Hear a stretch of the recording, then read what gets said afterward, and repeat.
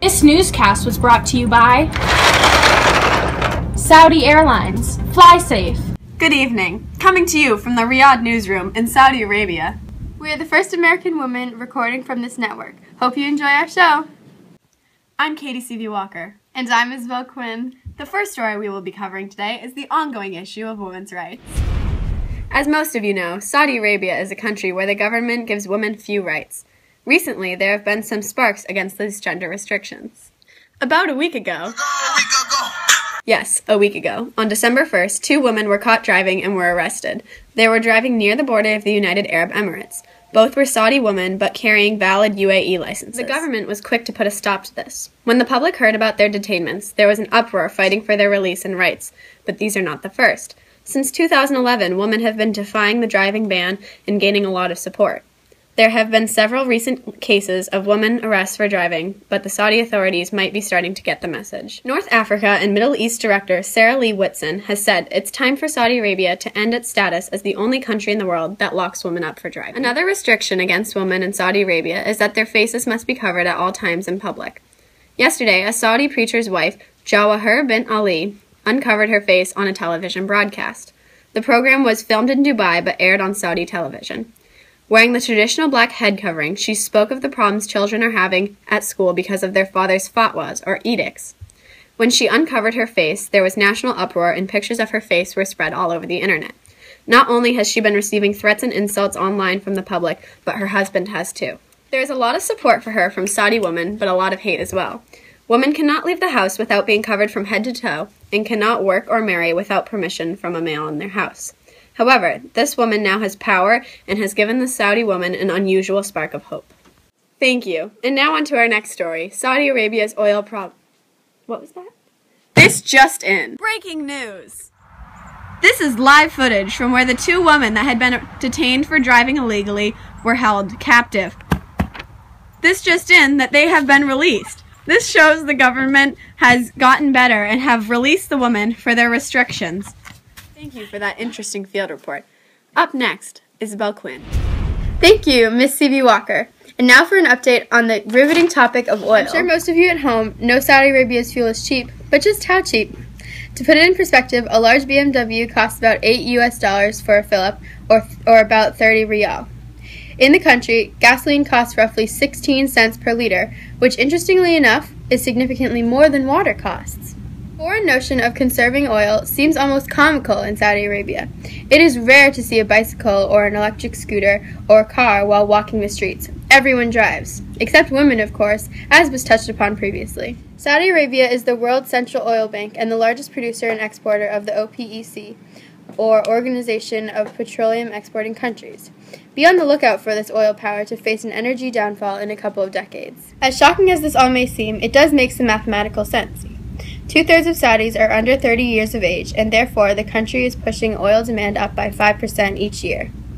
This, along with the fact that during the heat of the desert climate's summer, 800,000 barrels of oil are required to power the air conditioning necessary. The Saudi Arabian economy is powered almost solely by oil, and the Aramco, the state-owned oil giant, will stop at nothing to keep it that way. Recognizing this threat, the country is working on a grand plan to reduce the domestic oil demand, or, for now, slow its increase. Saudi Arabia is also known to have a weapon maybe stronger than any army or bomb. It's oil. They are not driving prices up through the roof and cutting supply, but simply they're doing the opposite. Why, however, is a bit more complex. There are 2 reasons the government has for this. 1, to push the U.S.'s shale oil out of the race, and 2, to punish rivals Russia and Iran for siding with the Bashar al-Assad regime during the civil war in Syria. Just maybe, we should be paying more attention to Mexico's place in this oil saga. Their economy, not doing so well, along with their recent political unease, may soon result in a lower output of oil. Saudi Arabia's oil surely is one to watch in this new year. Now, a brief advertisement from Saudi Picker-Upper. Have you ever spelled? Do you have messy children? Well, you need Saudi Picker-Upper for the messes in life. Beautiful. And now on to you, Michelle Genuvis. Hello, Saudi Arabia. My name's Michelle Genuvis, and I'm here to give you this month's crime update. The United States is offering $5 million for the capture of al-Qaeda's Adnan al-Shukri Huma.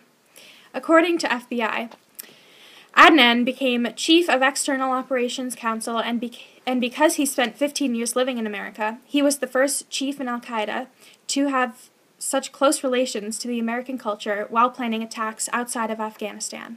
It seems as though he was captured and killed by his leaders, claims Pakistan's military. But the U.S. is not so sure, making the U.S.'s offer for $5 million still on the table. There have been some scares of witchcraft in Saudi Arabia. The consequences for women being blamed as such is torture by being dragged by their hair, beaten, forced to drink urine, and even to hold live electrical wire to prove their innocence of witchcraft. Women in particular went through all that and more as they awaited their trial since 2009. Unfortunately, they were tortured to death before they could prove their innocence in court just this year.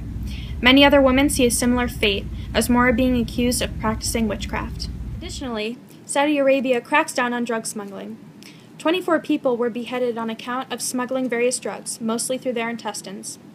But Saudi Arabia lacks a civil penal code that determines sentencing rules or ways of sentencing based on past outcomes. This means that the outcome is in the hands of the judge's decision, often leading to punishments that are greater than the crime. Thank you, and now enjoy this week's weather update.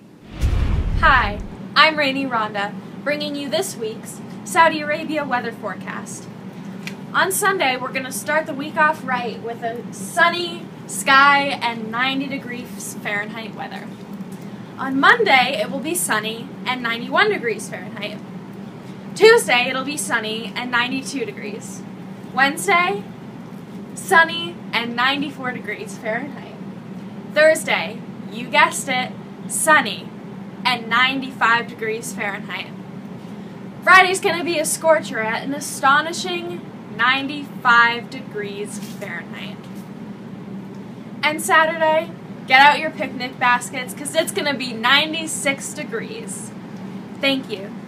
I'm Rainey Rhonda, bringing you this week's Saudi forecast.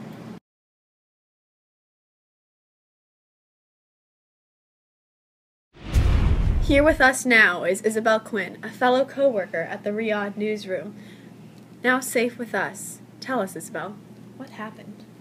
Well, I was just walking through a crowd, and a little bit of my blonde hair was showing, and all of a sudden, I was punched. I didn't know what to do, so I fled the scene, and I found shelter under a staircase. But now I'm here, and I'm safe, so thank you. Now, Isabelle, do you think that the reason that this happened was because of the gender roles and inequality put in place in the government here in Saudi Arabia? Oh, definitely. That's definitely one of the reasons why I think the work we do here is so important, reporting live and exposing the truth to all the women in Saudi Arabia. Thank you, Saudi Arabia, for watching the one and only American Women's broadcast live from Riyadh. Join us tomorrow night at 8 o'clock for more action and news. That's one of the reasons I think it's so important, the work we do here, that...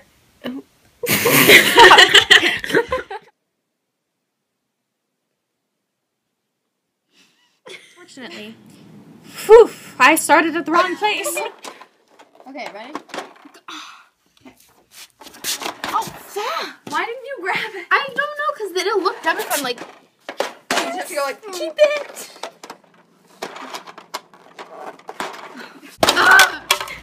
Coming to you live from Saudi Arabia, I'm Michelle Janubis. Wrong. The United States is offering $5 million for the capture of al-Qaeda's Adnan al-Shukri